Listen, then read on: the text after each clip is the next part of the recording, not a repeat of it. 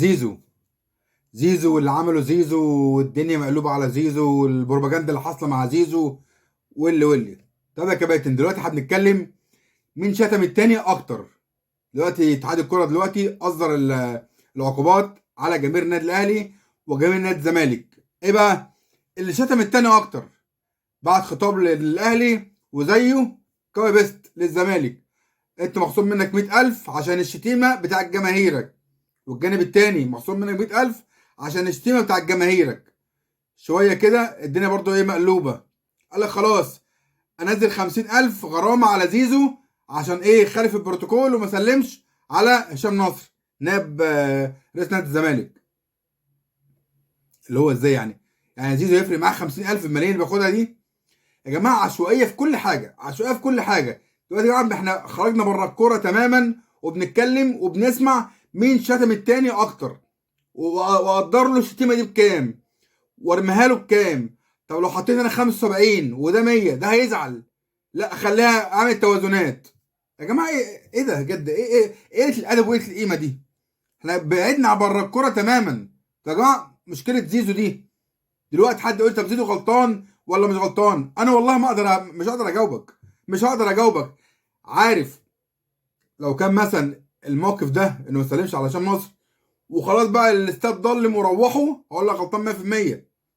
لكن بعد الماتش زيزو راح سلم على لعيب من لعيبه الزمالك، راح للجهاز الفني بالكامل لنادي الزمالك، راح لكابتن احمد عبد الرؤوف مدير الفني لنادي الزمالك. اثناء الماتش اي حد بيدخل عليه ناشف كان عمر جابر العب بالراحه وكانت الاجواء حلوه من زيزو مع لعيبه نادي الزمالك. ولما جت الدقيقه 20 وجماهير الزمالك بتخلد ذكرى الشهداء ربنا يرحمهم يا رب، كان بيلعب كورنر، مسك الكوره واستنى لما جماهير نادي الزمالك تخلص بالكشافات. لو تفتكروا يا جماعه، لو تفتكروا كان ممكن ساعتها الحكم يديله انذار. فهو ما تقدرش انه غلطان ولا مش غلطان، بس هو في مشكله مع الشخص ده، مع هشام نصر. يعني اكيد لما سلم على الناس كلها وما سلمش على ده، يبقى اكيد في حاجه مع الشخص ده، اكيد في حاجه مع الشخص ده. غلط فيه، حصل حاجه، الله اعلم. فقصته غلطان مش غلطان مش هقدر اقول غير لما نعرف القصه من A to Z والموضوع كبر. طب انت عندك لائحه تقول الكلام ده؟ ما عندكش حاجه تقول عندك مخالفه بالكلام ده. طب ايه المخالفه؟ مفيش حاجه اسمها كده اصلا. طب انا امتى بقى هتقل ايدي واطلع قرار كويس في اتحاد الكوره؟ دلوقتي اللي شتم الاهلي والزمالك بدل الشتيمه دي ما تخش بيوتنا يا جماعه. وبجد قله قيمه، وخرجنا بره الكوره، بره عرف الكوره، وبقى في خطف الاعراض وشتايم. وبصراحه يا جماعه بقت قله ادب، بصراحه بقت قله ادب.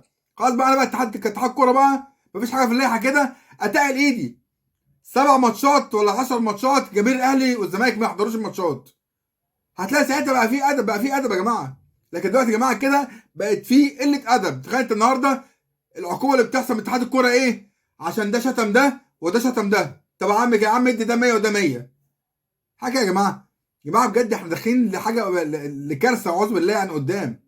لما المسؤولين بيشتموا بعض، الجماهير بيشتموا بعض، اللعيبه بيضربوا بعض في الملعب، ايه يا جماعه؟ الاعلاميين بيشتموا بعض، ايه يا جماعه في اللي بيحصل ده؟ ايه اللي بيحصل؟ ايه المنظومه دي كلها يا حاجه؟ المنظومه يا جماعه ملهاش كبير. يعني تخيل انت كده بتصحى من النوم النهارده تلاقي اتحاد الكوره ايه؟ عشان الشتايم ادي ده غرامه وده غرامه، وزيزو 50,000. زيزو تفرق معاه 50,000 يا جماعه؟ يا باشا تقل ايدك، احرم الجماهير دي. كام ماتش هتقول لك حقي برقبتي بعد كده عشان خاطر احترم نفسي؟ يعني كان جماهير الزمالك هي بتشتم زيزو طول الماتش، طول الماتش، وزيزو عادي اعصابه في ثلاجه، وجماهير الاهلي بتدافع عن زيزو وبتشتم برضه. الاتنين غلطانين بامانه، الاتنين غلطانين. وكان لازم طبعا مفيش حاجه في اللائحه بتقول كده. انا كاتحاد كوره اتقل ايدي واحرم الجماهير دي زي زمان من الحضور، عشان خاطر يا جماعه بيوتنا واهالينا ما يسمعوش الالفاظ اللي كانت حاصله وبقى يتغنوا بيها عادي جدا في ملاعبنا. شكرا يا كباتن، واتمنى الخير باذن الله للكره المصريه الفتره الجايه باذن الله. شكرا يا كباتن، وتحياتي ليك.